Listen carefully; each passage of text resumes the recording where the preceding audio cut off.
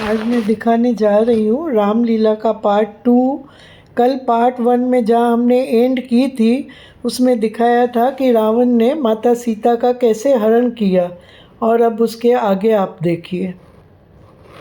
रास्ते में एक विशालकाय पक्षी जटायु ने माता सीता को बचाने की कोशिश की, लेकिन वह इस प्रयास में बलशाली राक्षस रावण से माता सीता को बचाने में सफल नहीं हो पाया।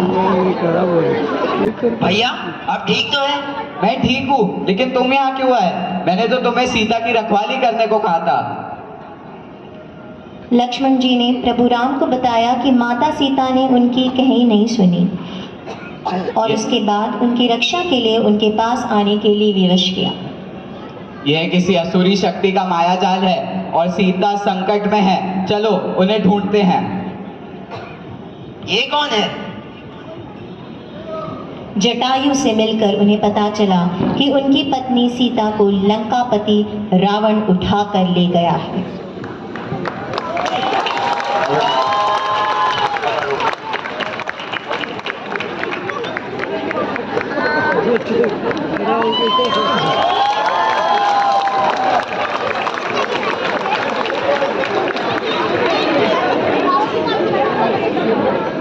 खोजते हुए श्री राम और लक्ष्मण पहुंचते हैं। उनकी भेंट हनुमान जी से हुई।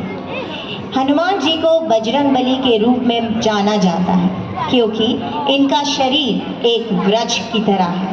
पवन पुत्र के रूप में जाने जाते हैं। श्री राम के परम भक्त हनुमान साहस, चरित्र, भक्ति और सदाचार के आदर्श प्रतीक हैं।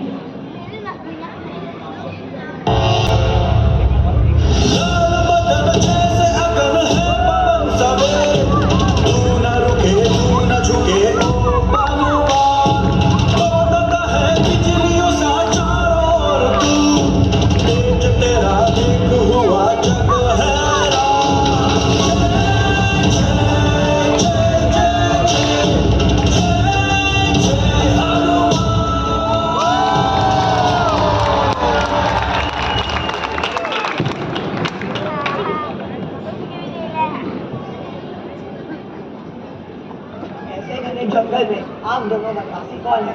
आपके चेहरे पे अत्यंत तेज है और आप मायावी भी नहीं थे। कृपया करके मुझे अपना परिचय दीजिए। मैं राम हूँ और ये मेरा छोटा भाई लक्ष्मण है। हम दोनों अयोध्या नरेश राजा दशरथ की संतान हैं। इस वन में हम हमारा 14 वर्ष का वनवास पूरा करने आए हैं। एक दुष्ट मायावी ने भाभी सीता का कपाट से अपहरण कर लिया है। उन्हीं की खोज में हम भटक रहे हैं और राजा सुग्रीव से मिलने की इच्छा रखते हैं। जय श्री राम। जय श्री राम। हनुमान, मैं राजा सुग्रीव की सेना का एक मंत्री किष्किंधा में आपका हार्दिक स्वागत है। आइए आपको राजा सुग्रीव के पास ले जाता हूँ।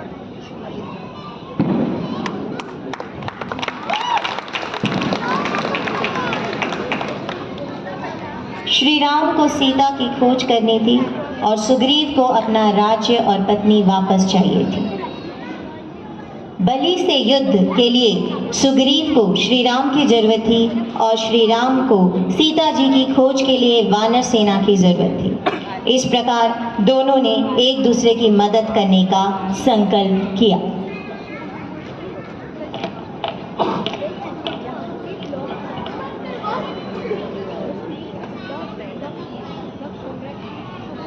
हे महाराज, ये दोनों वनवासी महाराज दशरथ के पुत्र श्री राम और लक्ष्मण है।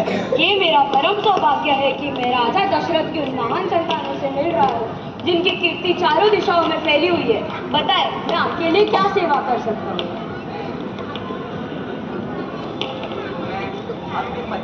सीता की खोज कर रहा हूँ जिसे एक मायावी हरकर ले गया है।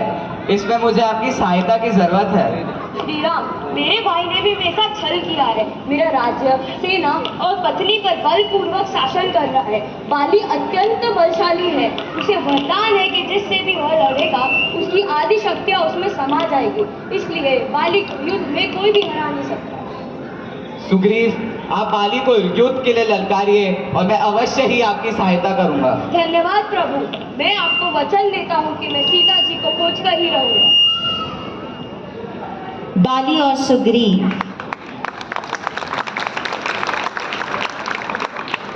और सुग्रीव दोनों भाई ने छल से सुग्रीव की पत्नी और राज्य को हड़प लिया था। जब श्री राम ने सुग्रीव को कहा कि बाली को युद्ध के लिए ललकारो, तो उनके बीच भीषण युद्ध हुआ। बाली को हराना मुश्किल था। युद्ध में बाली भारी पड़ रहा था।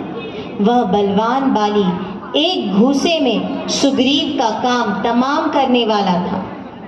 तभी श्री राम का बाण बाली पर लगा और वह मारा गया। इसके बाद सुग्रीव को राजगद्दी पर बिठाया गया और उसे अपना अधिकार मिला।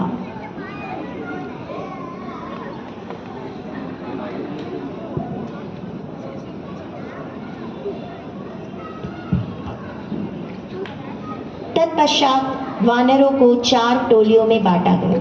अंगद को दक्षिण जाने वाले अग्रिम दल का नेता बनाया गया। उस दल में हनुमान जी, नल और नील भी थे। राम जी का वानर अपनी निर्धारित दिशाओं की ओर चल पड़े। राम जी हनुमान जी को अंगूठी देते हुए कहते हैं कि सीता जी की भेंट होने पर उन्हें दे देना, वे इसे देखकर पहचान जाएगी। दक्षिण टोली चलती रही और एक ऐसे बिंदु पर पहुंच गई जहां आगे कोई जमीन नहीं थी और उनके सामने केवल एक विशाल सागर था। संपाति जटायु के भाई ने वहां सभी से सीता जी के समुद्र पार लंका में होने की पुष्टि की। सब असमंजस में पड़ गए, समुद्र पार कैसे करें? तभी जामवंत ने हनुमान जी को उनकी शक्तियों का स्मरण कराते हुए समुद्र पार करने का निवेदन किया।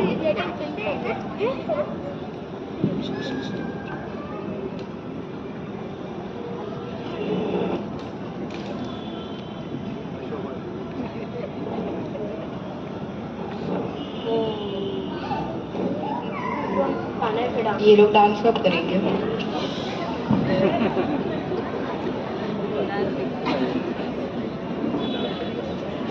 सीता माता अशोक वृक्ष के नीचे बैठी थी। वे लगातार भगवान के नाम का जप कर रही थी। हनुमान जी ने दूर से ही उन्हें प्रणाम किया। वे एक पेड़ पर चढ़ गए और बैठ गए। रावण ने आकर सीता को मनाने का प्रयास किया, फिर धमकी दी, लेकिन सीता जी की दृढ़ता, पवित्रता, राम की भक्ति और शुद्धता से प्रभावित होकर वह वापस चला गया। वृक्ष के पत्तों की आड़ में छिपे हुए हनुमान जी ने जय श्री राम का घोष किया और अब तक की घटित वस्तु स्थितियों का वर्णन किया। हे वानर श्रेष्ठ हनुमान जी, तुम अभी भी यहाँ पर छिपकर बैठे हो? तो मेरे सामने आओ। मैं यह कैसे मान लूं कि तुम श्री राम के दूत हो? तुम तो वानर हो। लोगों का मित्र हूँ, एक राजा का निष्ठावान सेवक हूँ, अपनी शूरवीर सेना पे गर्व करने वाला योद्धा हूँ, बुजुर्गों और भटके हुओं का सहारा हूँ, बुराई के सागर को रोकने वाला किनारा हूँ, संकट जैसा समुद्र जिसको एक छलांग में पार करे, उसे खोजते हुए जिसे कोई दुष्ट ठहर ले, किंकारों को जिससे भेजा शमशान, जो परमास्त्र जिसकी न लेगा जान, मैं ही हूँ वो हनुमान। जय जय श्री राम। का संदेश लाया हूँ, वे अपने भाई लक्ष्मण के साथ सकुशल है। इस अंगूठी से आप मुझ पर विश्वास कर सकती हैं। यह श्री राम ने ही मुझे दी है और कहा है कि वे यथाशीघ्र आपको इस संकट से मुक्त करने के लिए यहाँ आएंगे। ये तो मेरे श्री राम जी की ही अंगूठी है। हे वानर श्रेष्ठ हनुमान जी, तुम सचमुच में मेरे श्री राम के दूत हो। तुम्हारा कल्याण हो। वत्स, मेरा ये चूड़ामणि श्री राम को देना, वो देखते ही पहचान जाएंगे। अब जाओ, यथाशीघ्र यहाँ से जाओ और मेरे श्री राम को लेकर लौट आओ। जो आज्ञा माते। जय श्री राम।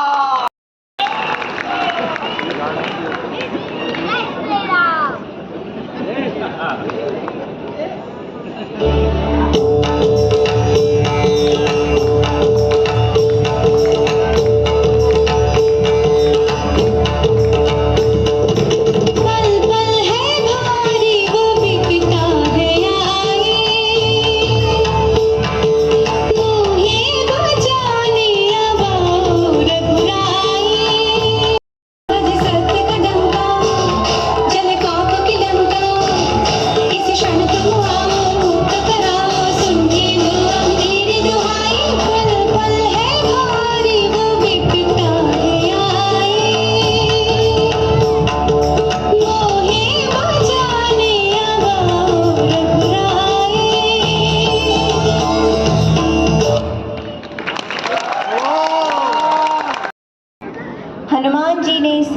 से मिलने के बाद एक नटखट वानर का रूप धारण किया और पूरी लंका में इधर उधर बड़े बड़े पेड़ों को उखाड़ कर फेंकने लगे।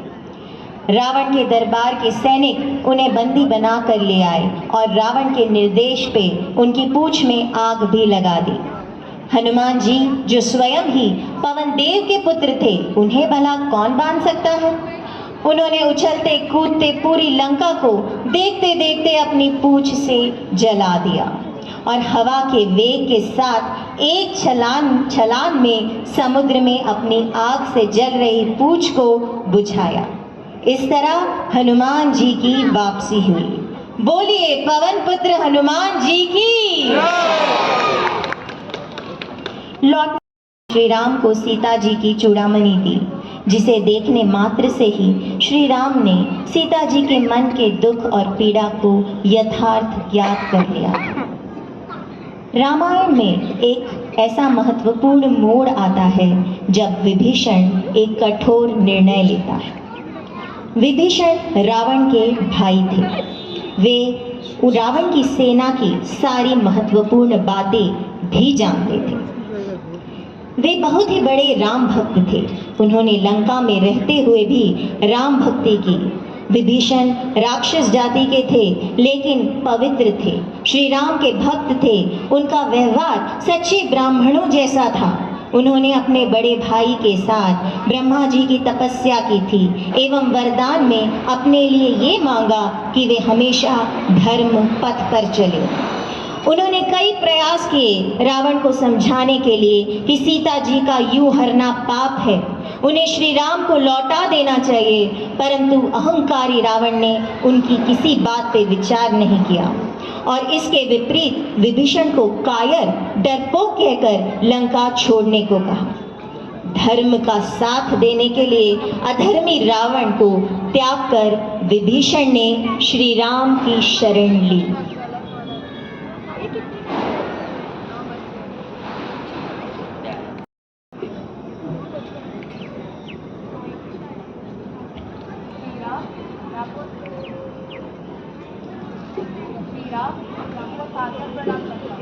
मैं लंका नरेश रावण का भाई विभीषण हूँ। रावण ने सीता माता के साथ घोर अन्याय किया है। अपने अनेक प्रयासों द्वारा भी मैं रावण को पाप और धर्म के मार्ग से दूर करने में असफल रहा हूँ, इसलिए मैं आपसे क्षमा मांगता हूँ। परंतु लंका में रहकर हो रहे अधर्म को मैं और नहीं देख सकता हूँ श्री राम, इसलिए मैं आपके शरण में आया हूँ। दिन रात दुष्टों की मंडली में बसते हो, हे सखे तुम किस प्रकार अपना धर्म निभा पाते हो। मैं आपके धर्म चरण की सराहना करता हूँ और आपके निर्णय की प्रशंसा करता हूँ। धन्यवाद प्रभु। रावण अत्यंत बलशाली है। उसके सेना में मेघनाद, कुंभकर्ण जैसे कई शक्तिशाली योद्धा है। उसके सेना में अस्त्र शस्त्र और मायावी शक्ति भी है। इन सब के सामने आपकी वानर सेना कैसे टिकेगी, इस सोच में मैं चिंतित हूँ। जीवन के किसी भी रण में विजय पाने वाले रथ के 4 घोड़े हैं, बल, विवेक, दम और बलहीन, यानी दूसरों की भलाई करना। बल केवल शारीरिक ही नहीं अपितु मानसिक भी होना चाहिए। बुराई पर अच्छाई की जीत निश्चित है।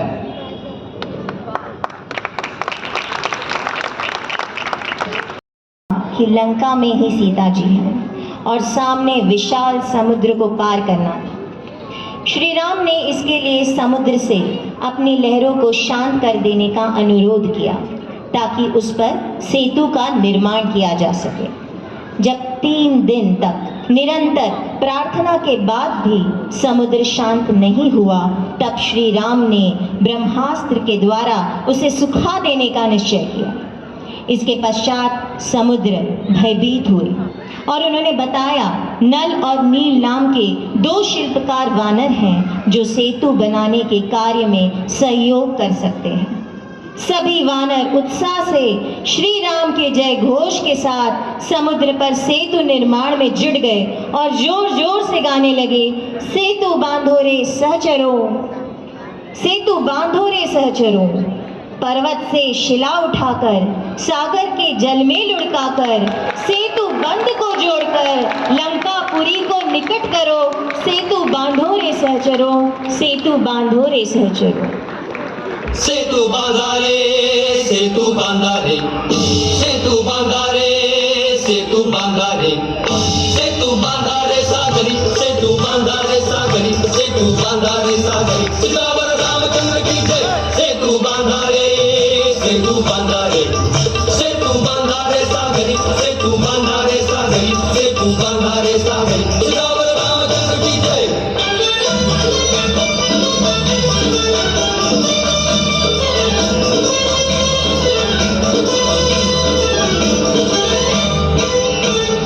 गिरिराजांचे देह निखळुनी, गजांगशाच्या शिळा उचलुनी, गिरिराजांचे देह निखळुनी, गजांगशाच्या शिळा उचलुनी, जळात जारे जवे ढकलुनी, जळात जारे जवे ढकलुनी, सेतू बंधने जोडून ओढा, सेतू बंधने जोडून ओढा, समीप लंकापुरी, सेतू बांधा रे सागरी, सेतू बांधा रे सागरी, सेतू बांधा रे सागरी, सियावर रामचंद्र की जय।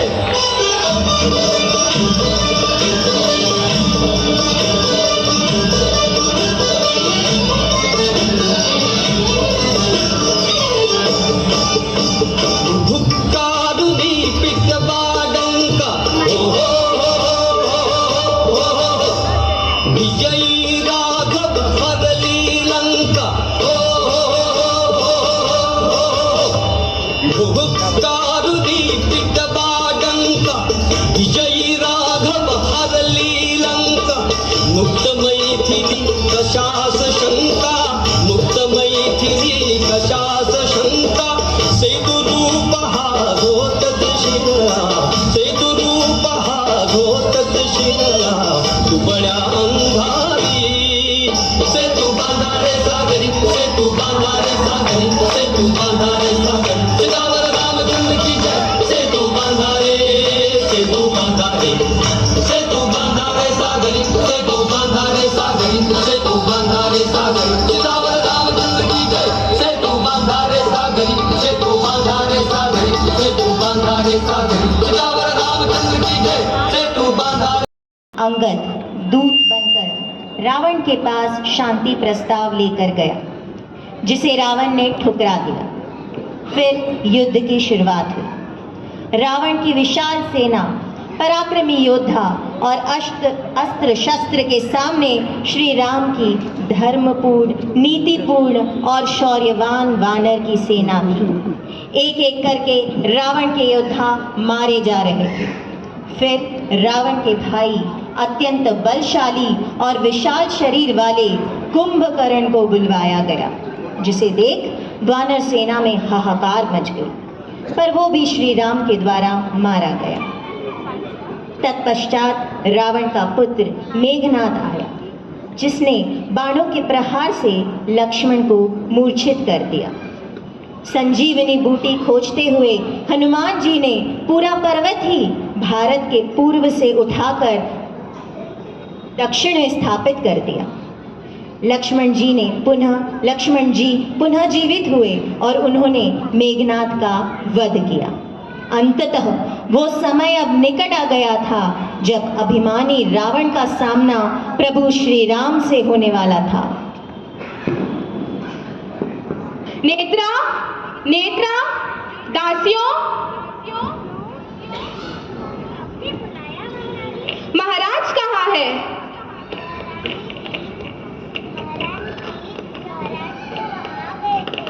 सीता, राजकुमारी सीता के पास मेरा संदेशा उन्हें पहुंचा नहीं? क्या वे इतनी सुंदर दिखती है कि स्वामी अपनी पत्नी को देखने के लिए उनसे अपनी नजर नहीं हटा सकते?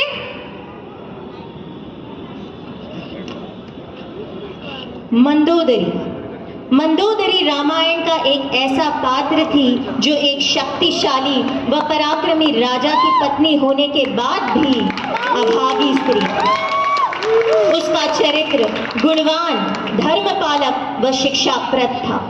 उसने सीता हरण के बाद से लेकर रावण वध तक हमेशा सीता को लौटा देने व अपने पति को सही मार्ग पर लाने की भरपूर चेष्टा की थी, लेकिन वह असफल रही।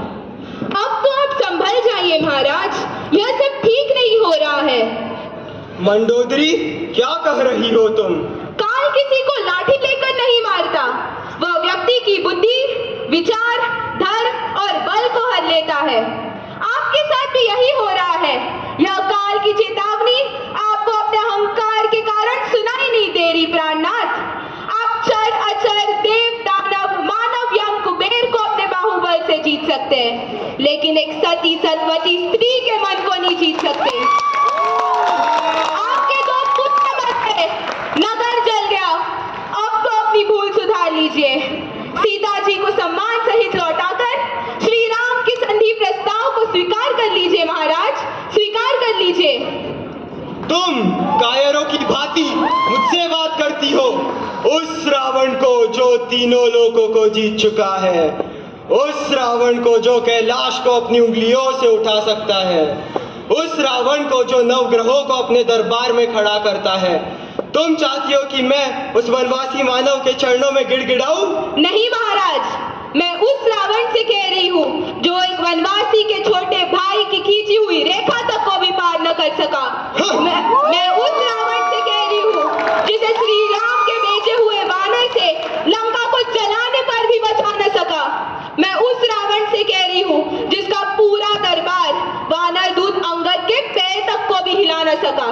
मैं उसी रावण से कह रही हूँ, इतना अहंकार अच्छा नहीं है, इतना अहंकार अच्छा नहीं है।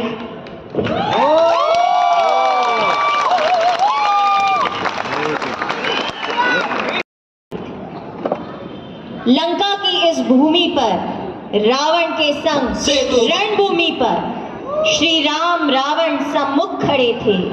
आकाश में देवता स्तब्ध खड़े थे। रावण था रथ पर सवार, धरा पर थे पालनहार। दोनों थे सबल सशक्त, दोनों ही थे शिव के भक्त। प्रभु के मुख पर थी मुस्कान। रावण करता अपना गुणगान, रावण करता अपना गुणगान। मैं दशानन, मैं लंकेश, मैं ही वेदों का उपदेश, मैं स्वर्ण लंका का दाता हूँ। चंद्र अस्त्र धारण कर चारों वेदों का ज्ञाता हूँ। चारों ओर यश है मेरा, काल भी है वश में मेरे। देवता भी करते गुणगान, तेज है मुझ में सूर्य समान। स्वर्ग को भी जीत लिया था, शनि को भी स्थिर लिया था। तू एक भिखारी वनवासी, मेरे पास है धन राशि, मेरे पास सारी शक्ति है, मेरे पास शिव की भक्ति है। तेरे पास न ही शक्ति है ना किसी की भक्ति है। तू क्या मेरा सहार करेगा, तू किस पर अहंकार करेगा।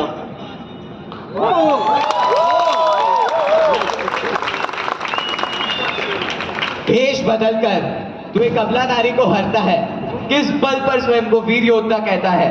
तुझ में नारी का सम्मान नहीं, कुल वंश का ध्यान नहीं, धर्म का तुझको ज्ञान नहीं, मेरी तुझको पहचान नहीं। तू केवल शब्द का ही ज्ञानी है, कर्म से अज्ञानी है। तू विशाल चट्टान लेकिन अंदर से खंडित है। जिसे स्वयं का ही ज्ञान नहीं, तू कैसा पंडित है।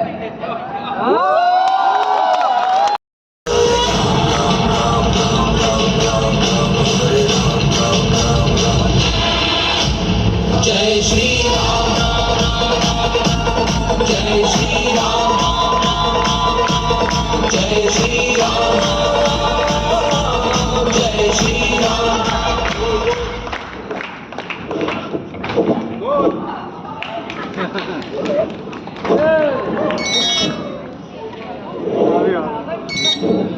नाभि में है। आप अपने ब्रह्मास्त्र से रावण की नाभि में बाण मारे, तभी ही रावण हरेगा।